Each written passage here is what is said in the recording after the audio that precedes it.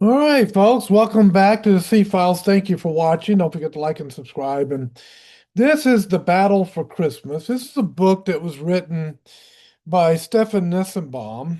And Nissenbaum, it's Nissenbaum, if you want to look up the book, titled The Battle for Christmas. It's a really good book. I'm enjoying it. You can still pick it up, I'm sure, on Amazon Prime and places like that. Pulitzer Prize finalist. A Cultural History of America's Most Cherished Holiday. And the copyright on this thing is, look back, 1996 and still going. Still a really good book. All right, when I left off, I left in the middle of a section on page 162. And so if my throat holds out, since I've been doing a lot of reading, I will get through this in fair time of 30 minutes. All right, we'll get going here. So remember, we're dealing with the history of Christmas in the United States. In the second half of the 1820s, Christmas came on in a rush. In 1827, little Kate Sidgwick's parents, they lived in Lenox, a village several miles from Stockbridge, kept Christmas in Episcopal style. In Stockbridge itself, on New Year's Day, the rest of the family gave presents to the children who received with the most entire satisfaction the simplest offerings, finding in their own happy hearts the best New Year's gifts. The two teenage children of Theodore Sidgwick Jr. were in New York that same day, visiting their city kin. Their mother reported the presents they had received, along with details of the prices paid, and even a suggestive hint about the shopping excursion during which the gifts had been purchased.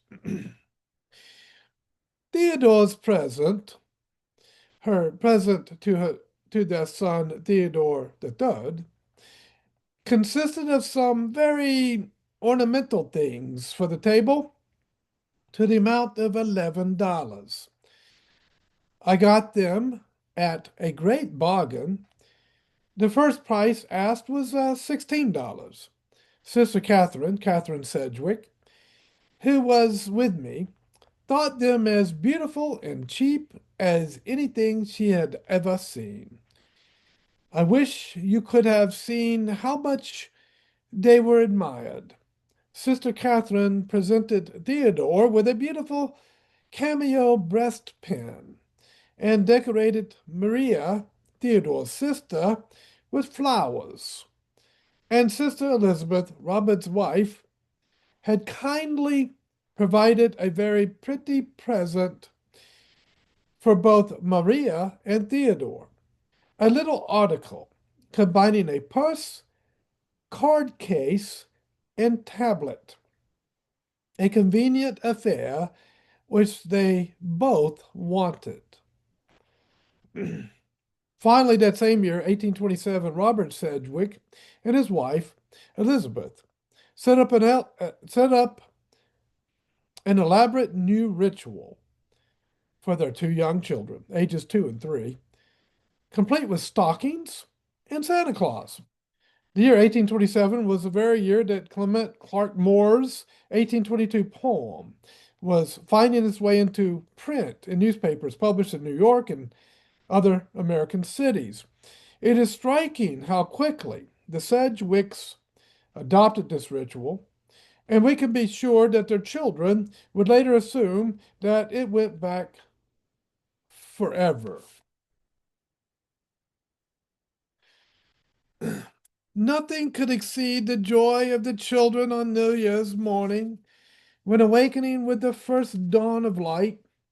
They jumped up eagerly to examine the stockings, which Sutton of Santa Claus, Bounty, they had suspended the evening before from the bedpost, and which, according to their anticipations, were full to overflowing. The next Christmas season, these same children, now ages 3 and 4, received an even more elaborate bounty, which their mother characteristically described in loving detail. They received a great many beautiful presents, among which Lizzie had a mahogany bedstead and bureau, and a wax doll whose eyes would open and shut. The bureau, which is a gift from her father, is really a curiosity.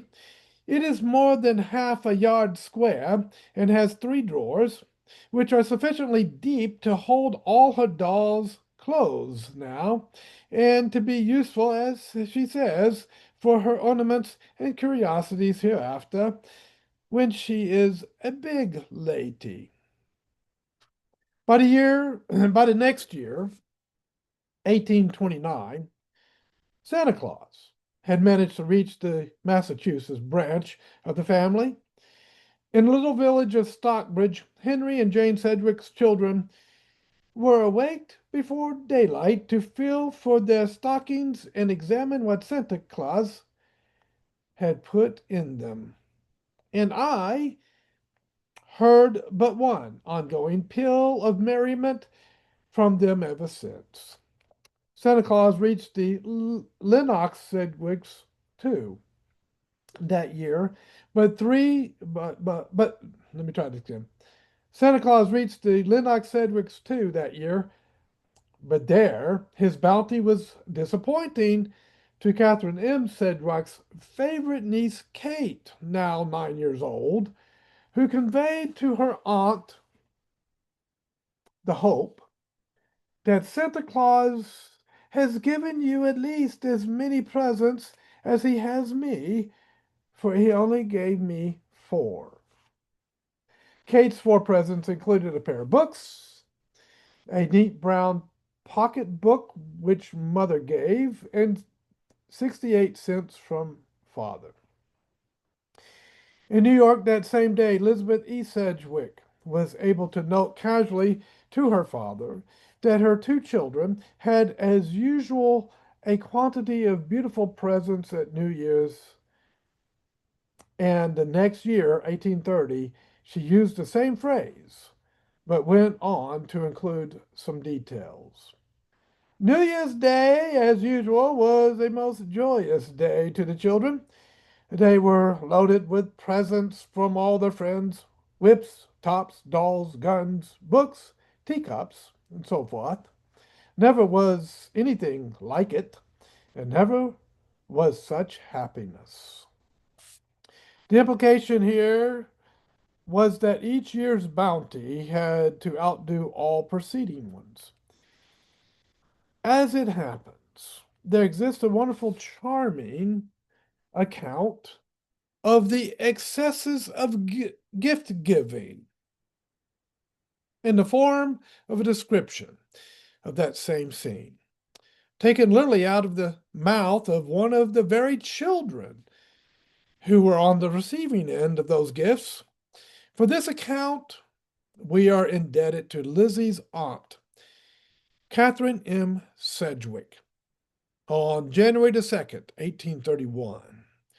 Catherine Sedgwick penned a document that purported to transcribe the exact words of her little niece, Lizzie Sedgwick, now 6 years old, and the oldest of 5 children. The transcript took the form of a letter from Lizzie herself to her cousin Kate, Catherine Sedgwick's favorite niece. It is a charming account, worth quoting in full, and diligent readers will be rewarded with a passing reference to a cockroach made out of sugar. When I went to bed, New Year's Eve, I felt inclined to jump up and run about, but I was afraid of waking Hattie, her infant sister, Henrietta. I moved continually and wanted to jump. I didn't have much sleep that whole night. When we were all dressed, we prepared to go into Mama's room to get our New Year's presents, and Aunt Kitty, Catherine Sedgwick, came down to see us. I had mine in a bag, and it felt pretty heavy. First, I took out something tied in a paper. I found it was a candlestick snuffer and extinguisher. I then took out a box and opened it and found some sugar men, some candy, a cockroach sugar, also, and some cherries sugar. Sugar, sugar, sugar. A lot of sugar, right? Hyper kids. Here we go. I then pulled out a case and asked Papa to open it, for I found it difficult. There was a microscope in it, larger than yours. Here, Catherine Sedgwick interrupts in her own words. I was going to add the italicized words when Lizzie, with great delicacy, said, no, I should not like to say that Aunt Kitty.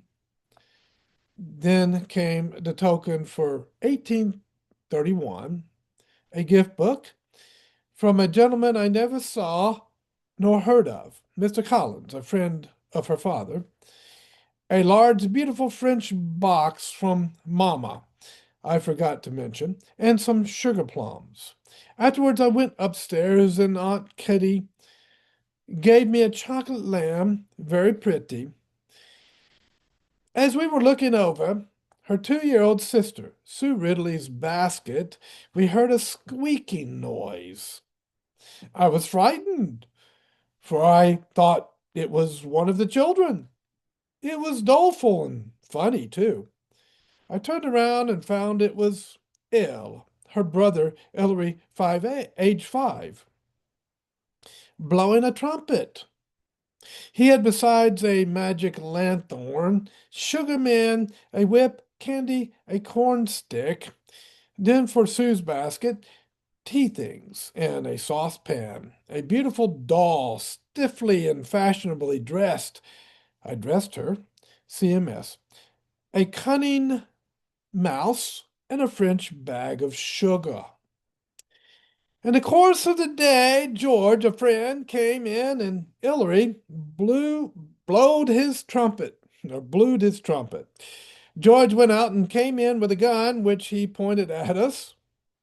We ran away trembling, and George gave the gun to Ellery. He then held out the other hand to me, and I grasped it and found a book called The Pearl. Beautiful. Next came Sister with a Snake for Ellery. I forgot a superb humming top, which Joseph, another friend, brought Ellery. Then came some playthings from Cousin Redrick's. One cavalry officer, whose head took off and on and turned about, and rider got off the horse. This is not this a pretty good long letter? It is all there. The indulgent treatment of young children, the plethora of toys, many of them expensive and ornate, that toy soldiers whose head took off and on and turned about, and the rider got off the horse, the eager anticipation, the hard to open packages, the showing off, even the little edge of competitiveness, the microscope that was larger than yours. After 1830, then, it is hardly necessary to report year by year on the Sedgwick family's holiday celebrations. It is enough to say that over the next half decade, the presents they gave and received became even more elaborate and numerous. And as the presents themselves became more extravagant, expectations rose with them, and so did problems and disappointments.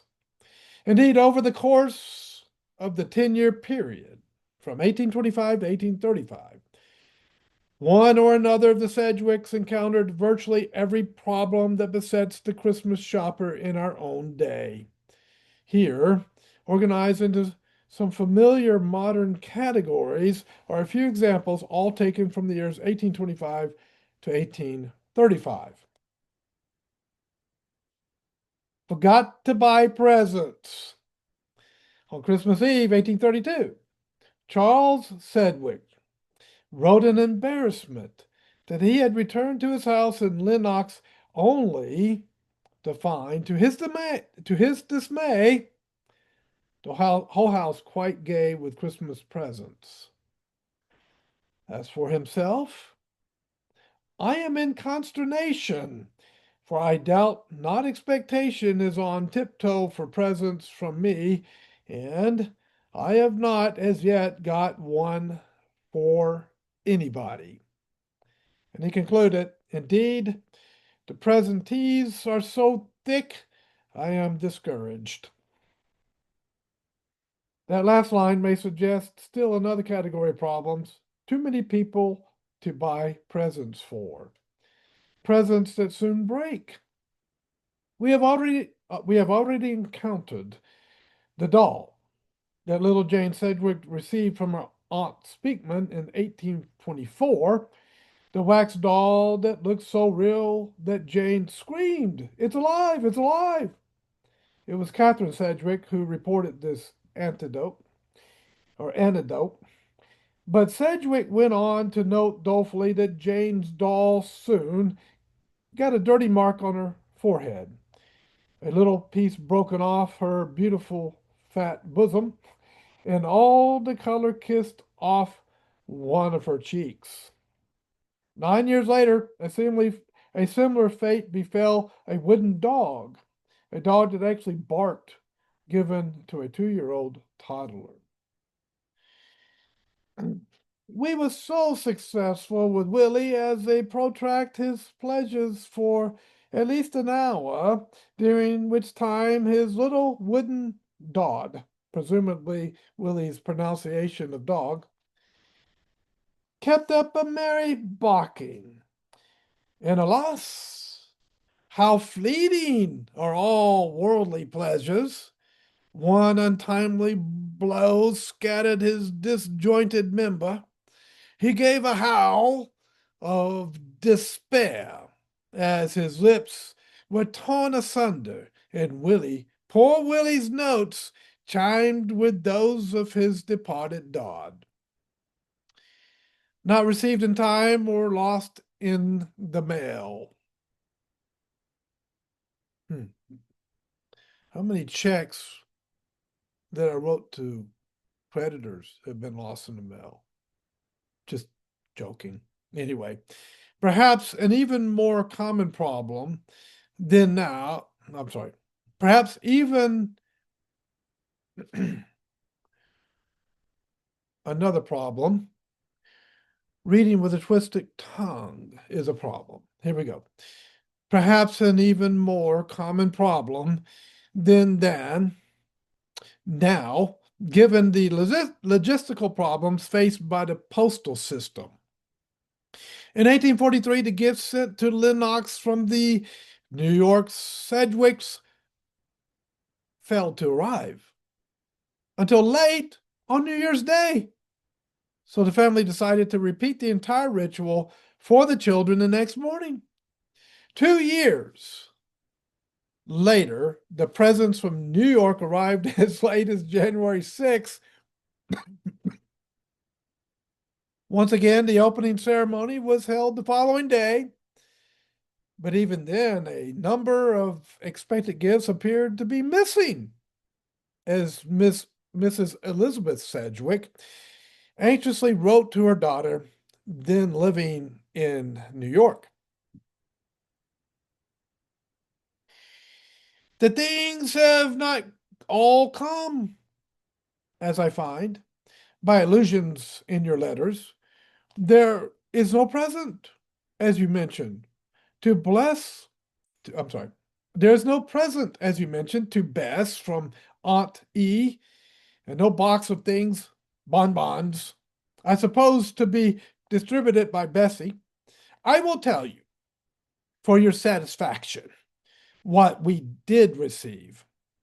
My parcel from you, Bessie's from you, Charlie's book, Ellie's book, and his present from you, Hun's parcel, one large parcel of bonbons, I ditto almonds, I'm sorry, one ditto almonds, one sweets ditto lozenges, and Grace's presents from Aunt Lizzie, from you, and from Aunt C. Your Aunt Lizzie speaks of a god chain of L, which was not to be found among the parcels.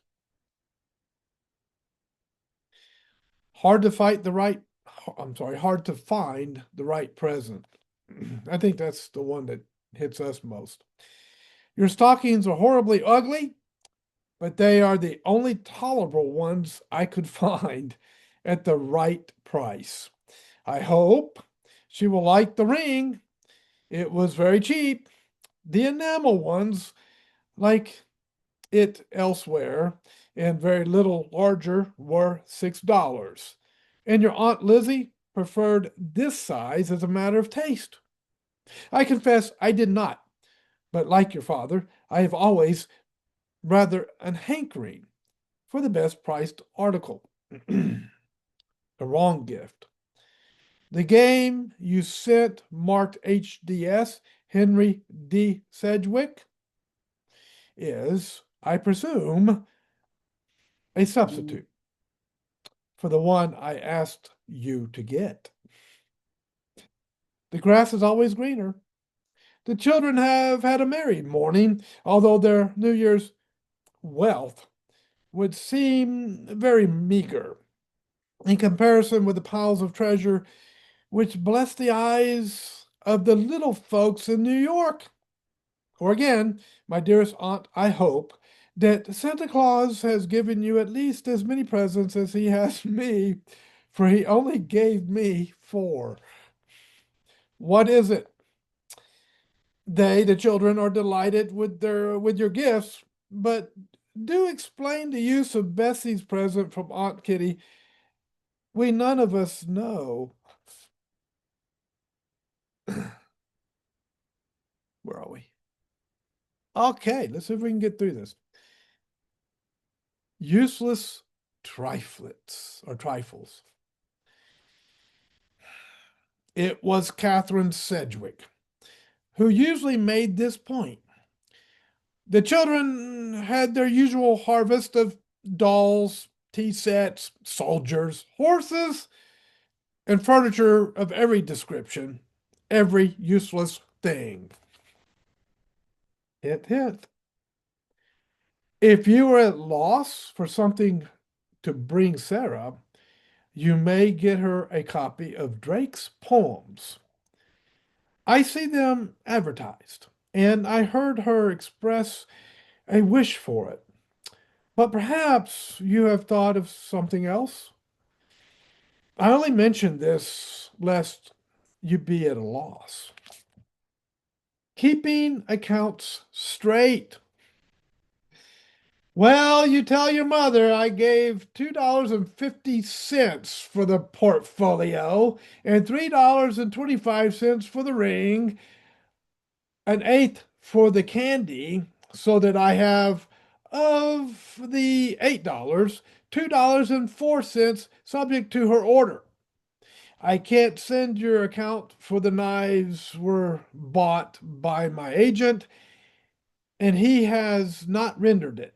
But the expenditure will not exceed the amp you sent. Your candy is a quarter. Guess who gets to do the shopping? Here, Catherine Sedgwick is writing to her sister Frances Watson. I meant to have written you a longer letter, but Robert has just given me some money to buy toys for the children, and you know what an arduous affair that is. And here is Catherine Sedgwick writing to her niece Kate. I had enough to do buying my own presents and your Aunt Lizzie's for our own bevy. The Sedgwicks, the Wares, Eben's wife, and so forth. But it is worth some trouble to light up a smile of pleasure, even if it be as transient as the moment that gives it birth. And Jan Sedgwick writing to Catherine Sedgwick with a request for help. I will divide with you the New Year's gifts to Roderick's children to the amount of $3 if you will take the trouble to get things. Finally, here in a single letter are 7 different problems, some familiar, some new. The letter was written in 1830 by Catherine Sedgwick to accompany and to explain the gifts she was exchanging that year with the Lennox branch of the family. I have numbered and named each of the problems as they cropped up, not what she asked for.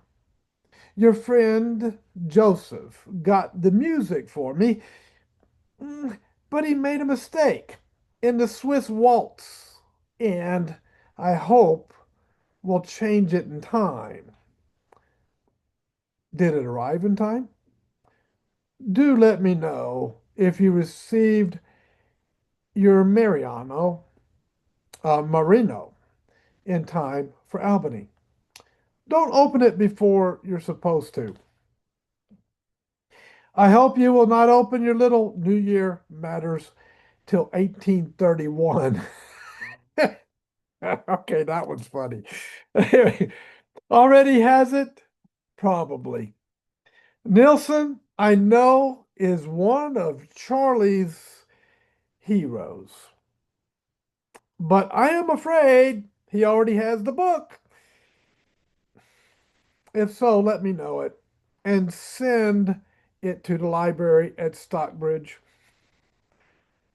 Implicit apology for conventional presents. I got the cravat for your father because I know he particularly likes black cravats of no quality.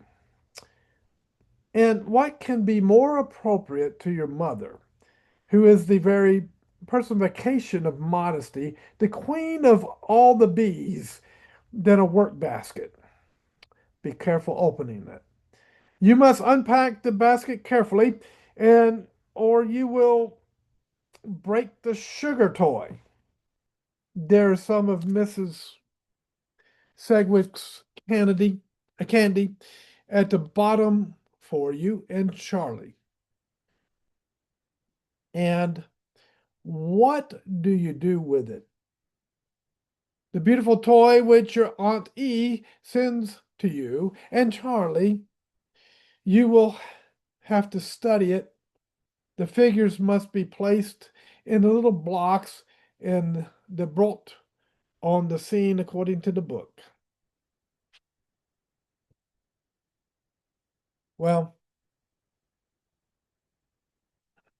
okay, we're gonna have to go. Where are we? We'll go a little bit over. Enough, then. Enough, then. It is time to ask what we can make of all this. Clearly, things had come a long way in a very short time. One change was economic. It is difficult to imagine any of this happening even a couple of decades later, because before the early 1800s, there were few commercial children's toys available for purchase in the United States. And the other change was psychological. Surely the Sedgwick children had always been loved, but until 1820, they had not been indulged during the holidays, not presumably at any other time. Indeed, Catherine Sedgwick expressed lingering ambivalence about the new treatment through the 1820s and even beyond. That was why she described most of the 1833 presents as very useless things, with the exception of some such solid articles as an umbrella to Ellen, and solid books of solid history. That was also the meaning of her little homily about the decay of the wax doll. Taken by itself, the experience of the Sedgwick family would be merely provocative. This was, after all, just a single family, and a prosperous one at that, but the Sedgwick's collective experience mirrors exactly the pattern that we have seen in the data provided by urban newspaper advertisements and the history of the book trade. The key decade for the Sedgwicks was the 1820s, and especially the years from 1825 to 1829. At the beginning of the decade, the holiday season meant at most festive semi-public dinners in which children might participate. This festing is reminiscent of what had been happening in the Ballard family in rural Maine only a few years earlier. At the end of the decade, the typical Sedgwick Christmas entailed an elaborate set of rituals centered on giving lavish purchase gifts to the children of the family. These rituals were part of a new world of consumerism, a world that had hardly existed before, but which had now sprung up with sudden urgency. To read a letter describing any one of the Sedgwick Christmas holidays after 1825 is to read a letter that might have been written in our own time. All right, we made it at 32 minutes, only 2 minutes over the time. And when we come back, I'll be in at page 169, Santa Claus and the Mystification of Consumption, Santa Claus as Commercial Icon. I hope you're enjoying this reading of the history of Christmas in America, and hope it's both fun and educational for you. Thank you for watching. And it's nice to get a little break from all of the news and commentary and politics that you see on social media all the time. Maybe this is something a little bit refreshing, a little break out of your day, which is helpful and beneficial. I'm not the most entertaining person in the world, but hopefully my reading is sufficient to give you some listening pleasure. God bless you guys, and I'll see you next time here on the C Files.